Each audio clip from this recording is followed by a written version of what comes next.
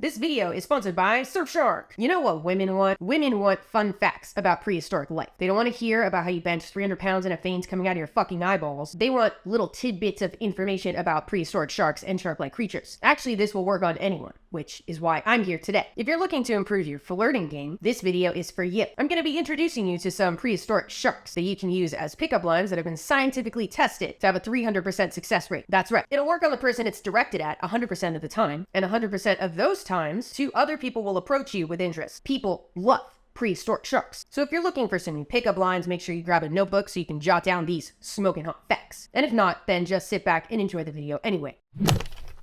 As always, we're going to get the general information out of the way. Let me start off by explaining the air quotes around sharks. These weren't technically sharks. The creatures I'll be showing you today were all shark-like fish, like tomatoes, a vegetable that looks like a fruit but is not. Or is it a fruit that behaves like a vegetable? What the fuck is a tomato? Contrary to tomatoes, I actually like these fish. Fuck tomatoes. And they were related to sharks. The fish, not the tomatoes. So they looked like sharks and were related to sharks, hence sharks. Not true sharks. Like the crabs and the worms and literally everything else on this planet, nature doesn't like to give shit to you straight. It's always going to be muddy because our little pea-brain definitions and classifications mean absolutely nothing to the higher workings of this planet. We just like to sort things into our little boxes and try and make it nice, but it's never going to be nice. So what were these shark-looking fish? They were, drumroll please, ratfish. Ratfish. And this is where my neighbor realizes that I'm gonna be a fucking nightmare. Which, yes, if you are keeping track, that means there are ratfish, catfish, batfish, and flatfish. Anything else? I don't think there's anything else. Catfish? No. Tapfish? I wish, bro. I fucking wish. Gonna need evolution or some fun scientists to come up with those pronto. Ratfish is actually an uncommon, common name used to describe the group chimeras are a part of. You might have heard of the spotted ratfish, or the deep-sea ghost sharks, or the rabbitfish. All surviving descendants of this ancient lineage that are related to sharks through a common ancestor that was alive over 400 million years ago. That's a good pickup line right there. Sharks and ratfish and their relatives, that group, has been around for over 400 million years, which is longer than trees have been around, which arrived just a bit after that 400 million year ago mark that we know of. This ancient group that sharks and ratfish both belong to is called the class Chondrichthyes, the cartilaginous fish, and it also includes skates and rays, and they all have skeletons made of cartilage. Chondrichthyes is then broken into two subclasses, the elasmobranchs, which is everything but the chimeras, so the sharks, skates, rays, and sawfish. I forgot sawfish. They all have 5 to 7 gill openings on either side of their body. And the second one, the Holocephalians, the ratfish, and their extinct relatives, which are the focus of our video today. I feel like I'm getting way too technical. If you feel that way, I'm sorry. I just have one more technical thing to say. Technically, if we are being truly technical, these extinct fish that I'm showing you are also not technically ratfish. They are the relatives to ratfish. I feel like I had to say that so nobody gets mad at me, but like, I'm gonna call them ratfish. I gotta call them ratfish. Okay, done with technicalities, I promise. Allow me to introduce you to the first ratfish on our lineup. Helicoprion, famously known for their buzzsaw jaw. Helicoprion was alive during the Permian period about 290 to 250 million years ago. You might have seen me talk about them in my recent collaboration with Forrest over on his channel, where we talked about all the crazy shit that existed in the Permian period. Helicoprion was arguably the weirdest, and left scientists stumped at the time of its discovery back in 1899, and for decades afterward. Because, unlike bone, cartilage does not easily fossilize. As I just mentioned, sharks, ratfish, and other chondrichthyans are named such because of their cartilaginous skeletons, which means 99.99999% of the time, that cartilage is lost to geologic time, which means the remains of this group are just a whole bunch of teeth. So, Helicoprion fossils look like this. Teeth embedded in a spiral root. Turns out that the most interesting part of Helicoprion is not what they actually looked like, but all the ideas scientists came up with when trying to figure out what the fuck was going on. Would have you thinking they were smoking marijuana and concocting hippie mumbo jumbo. When first described by Karpinski in 1899, who named it Helicoprion because it translates to whorl tooth. That's the worst word in the whole fucking world.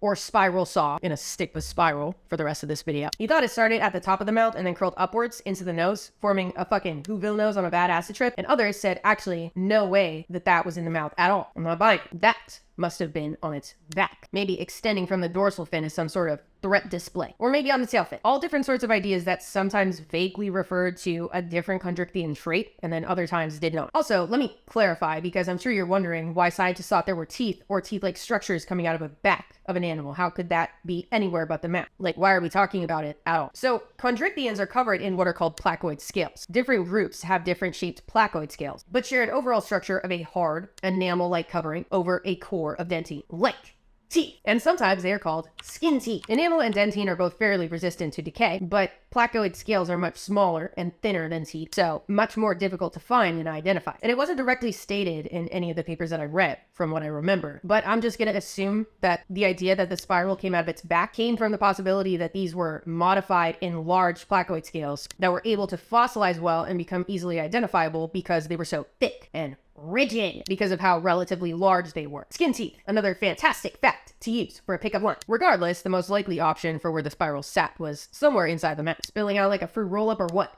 Who knows? Had not been settled yet. And in 1950, a fossil was found that would have every paleontologist alive crying, throwing up, and foaming at the mouth. The famous Helicoprion spiral, accompanied by preserved cranial cartilage. Yeah, head stuff. It was found in Idaho by Danish paleontologist Spend Erik Bendix Almgren. Boom. The spiral was definitely in the mouth. This exceptionally preserved specimen, named IMNH37899, beautiful name, became the basis for understanding Helicoprion moving forward. And in 2013, scientists took CT scans of this fossil to determine exactly where the spiral actually sat. Rather than spilling out like some reconstructions depicted, it actually grew inside of the lower jaw, which to me is like, if anything, it's gotta be that. Like, that just makes the most sense. Boom. Case closed. For now. Okay, but how do they use it? Well, unfortunately, it didn't actually buzz around like a real buzzsaw. It was situated in place unless it was grown. And there have been lots of ideas of how it was used. Maybe it cut through the shells of different creatures or slashed through soft body prey. Determining how big they could get has been pretty difficult as well. Estimates have ranged from 10 to 14 feet long to as long as 24 feet. Fucking huge. That's enough of that one. Because the next ratfish on our lineup has a very similar origin story to Helicoprion, but multiplied by 2. Edestus. Asbestos? No. Edestus. Also known as the Scissor-Toothed. Another ratfish that was alive 313 to 307 million years ago in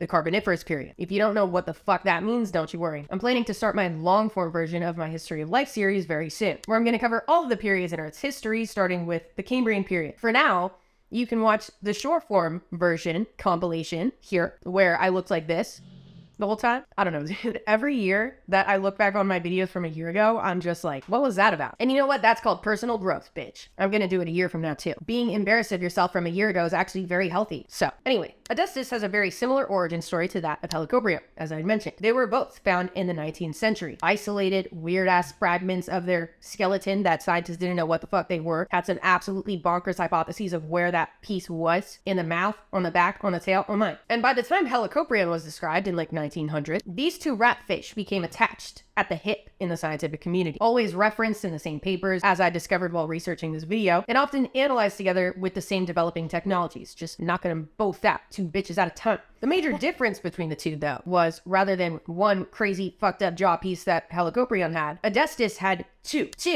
fucked up jaw pieces. In 1900, paleontologist Sir Arthur Smith Woodward even admitted, and I quote, "The conception of a gigantic shark, armed in both jaws with several series of teeth, like those now described under the name Helicoprion, is indeed sufficiently startling." A valid description of the scissor-toothed ratfish. Their tooth whorls were both determined to be protruding out of their mouth in a linear fashion, in appearance comparable to scissors. And it was thought they actually used these tooth whorls like scissors. Let me get a pair of scissors. Cutting bitches like so. And this was the idea for about a century. Yeah. And in 2015, some scientists found evidence that they actually used their jaws, slashing them like so, up and down, like Fruit Ninja.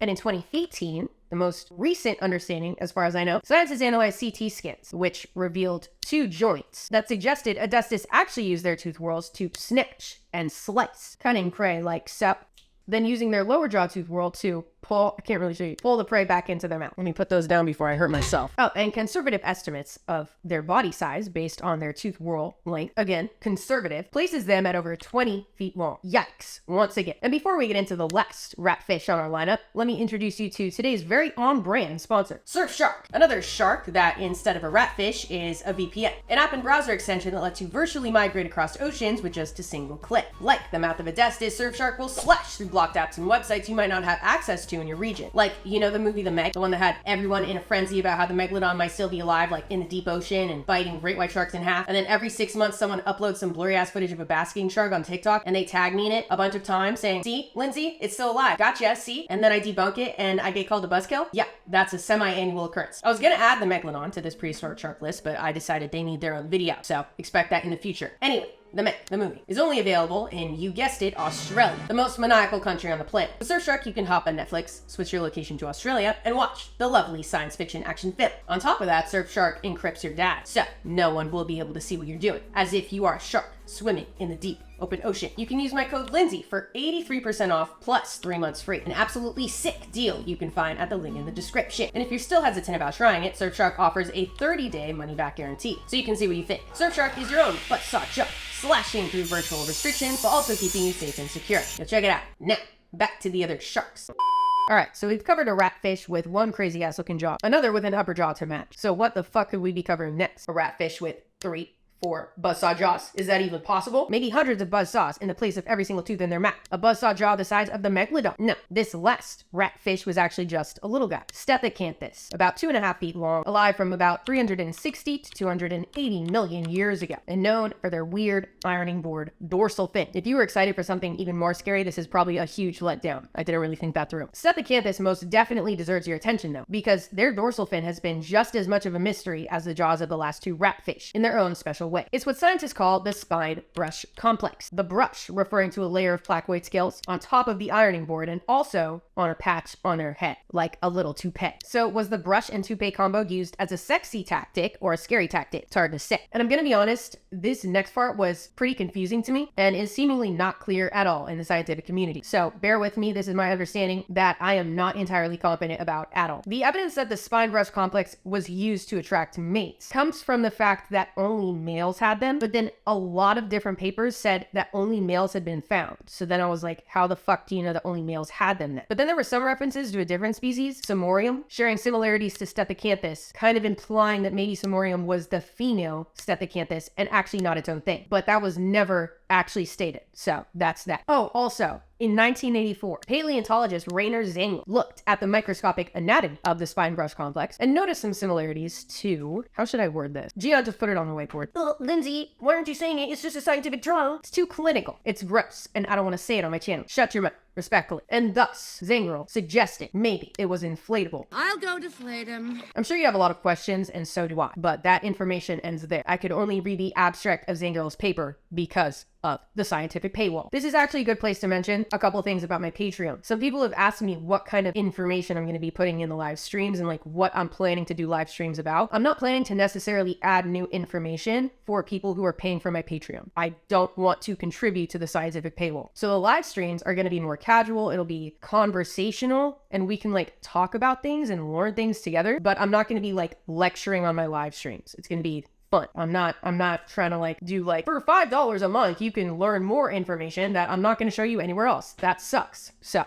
that's that. But the abstract of the paper that I just mentioned also talked about the fact that maybe the spine brush and the head brush combined looked like the open mouth of a larger fish to scare away predators. So, sexy or scary? Who knows? Maybe both. If you're gonna use Stethacanthus as a pickup line, leave the inflatable shit out. That is not a good first impression. I only told you because I'm just trying to educate you, not trying to flirt with you. Or am I? Actually, this Stethacanthus conversation serves as a great appetizer for next week's episode of What the Fuck Is This? It's the Freak Edition. So prepare yourself for that. And before I go, I want to acknowledge a couple things that I forgot to mention in last week's video. You might have noticed the audio is suddenly significantly better. Sounds a lot more professional. I found an AI tool that I can literally just plug in an audio file into and it just gets rid of any extra sound entirely. Like, this is my voice when it's regular. This is my voice with the AI tool. Pretty fucking cool. How does it work? Is it even my own voice? I don't know, but it works. So I'm using it. With the last week's audio, I was trying to figure out if the AI tool was like dampening my cadence, but I think it was a mixture of a few different things. I was sick, so not as much energy. And it was also my first time filming in here. I haven't met my neighbor yet, and I don't know how loud my voice is in his apartment when I'm filming. So I think I was like too aware of that. In my last place, my neighbors knew my content. They liked it, and they were also super into fossils. They had fossils and shit. So I would imagine when they heard me, they were like, there goes Lindsay, filming another video, aha. And so with my neighbor now, on the door being like, hey, here's the deal. Hopefully we meet soon. And I haven't heard anything.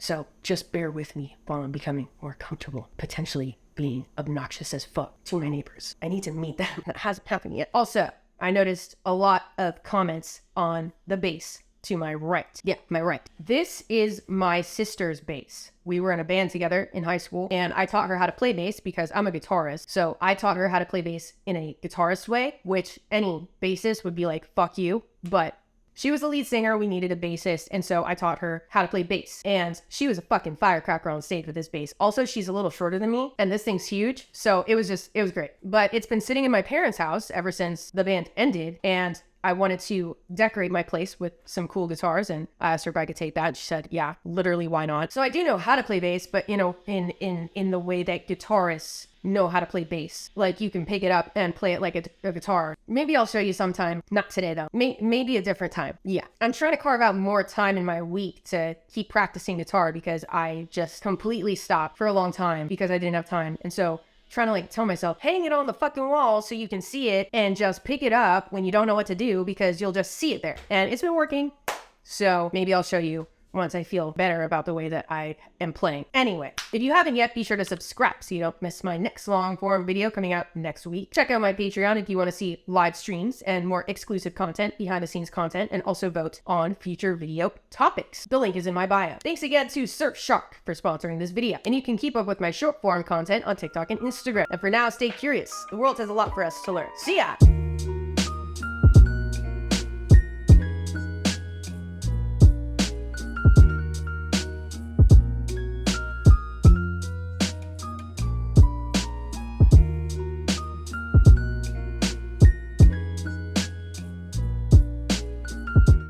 As always, we're going to get the general information and the weight. I think that way works better for me.